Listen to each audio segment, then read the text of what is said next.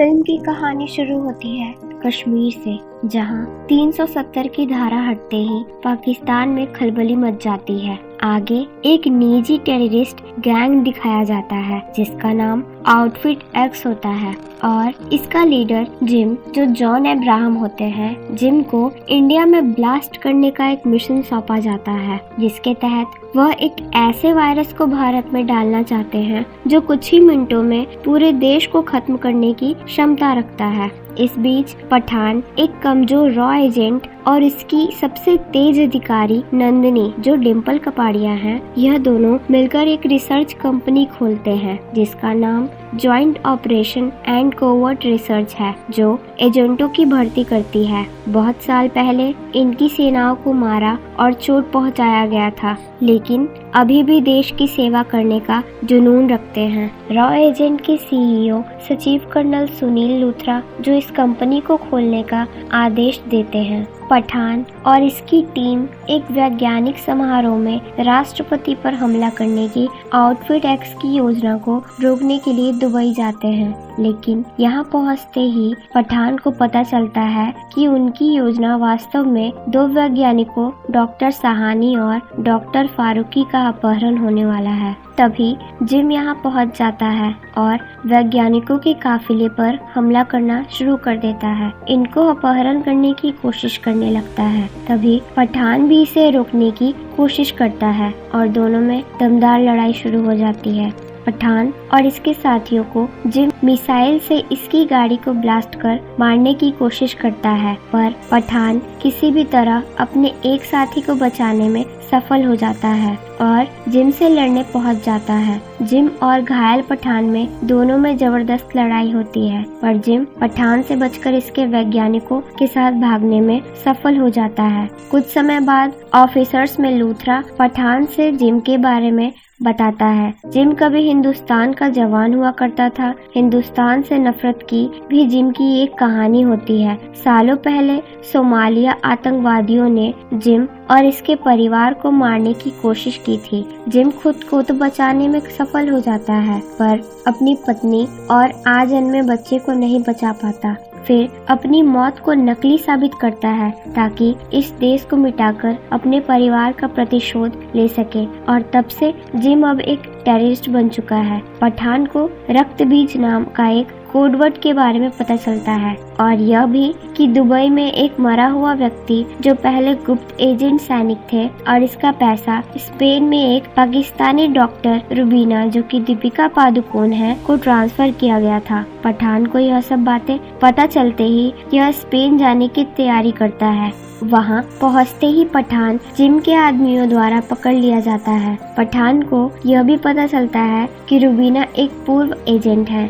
जब जिम अपने ठिकाने से जैसे ही जाता है, तब रुबीना जिम के आदमियों पर हमला करती है और पठान को इन लोगों से छुड़ाने में मदद करने लगती है। पठान को कुछ समझ नहीं आता और दोनों भागने लगते हैं। तभी रुबीना को गोली लग जाती है और पठान यह देखते ही अपना पठानगिरी दिखाता है और यहाँ से दोनों भाग निकलने में सफल हो जाते हैं। फिर यहाँ से बच निकलने के बाद पठान को रुबीना बताती है कि रक्त बीज मॉस्को में है, जहाँ जिम चोर करने वाला है। फिर दोनों मॉस्को जाते हैं। फिर जिम से पहले रक्त बीज चुराने की योजना बनाते हैं। पठान और रुबीना उस टावर तक पहुंचने की कोशिश करने लगते हैं। यहाँ पहुंचते ही पठान रक्त बीज को चुराता है, जहां रुबीना के हाथ लगते ही इसे धोखा देती है और यहाँ से भाग जाती है। इसके जाने के बाद पठान को पुलिस पकड़ लेती है। तभी पठान को पता चलता है कि जिम ने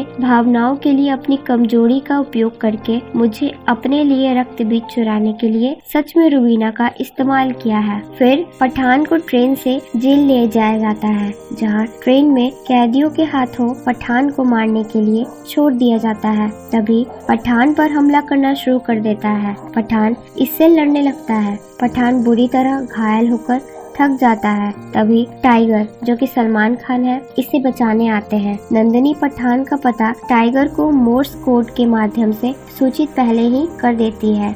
इसलिए टाइगर पठान को बचाने यहाँ आ पहुँचता है। अब पठान और टाइगर दोनों मिलकर पुलिस कर्मियों और काफिले को गोलियों से मार गिराते हैं और यहाँ से दोनों भाग निकलने में सफल हो जाते हैं। फिर 3 साल बाद पठान अफ्रीका पहुँचता है और जिम के गुर्गे राफे को पकड़कर अपने पास ले आता है। फिर अपने ठिकाने पर नंदिनी से मिलता है और यह बताता है कि जिम कृपान मिसाइल खरीदने वाला है। तभी नंदिनी पेरिस में रुबीना का पता पठान को बताती है। यहाँ पहुँचते ही पठान झांसा देकर रुबीना को पकड़ लेता है। फिर रुबीना रक्त बीज के बारे में बताती है कि रक्त बीज एक चेचक है, डिजाइन किया गया, कभी ना खत्म होने वाला एक वायरस जो कुछ घंटों के भीतर किसी भी व्यक्ति को मार देगा और जिम डॉक्टर सहानी की मदद से वायरस फैलाने की योजना बना रहा है। फिर रुबीना यह भी बताती है कि पठान को धोखा देने के बारे में उसे यह पता नहीं था और हमारा देश इस तरह के जनसंख्या में हमलों की योजना बना रहा है। रुबीना जिम की लैब के स्थान का पता पठान को बताती है।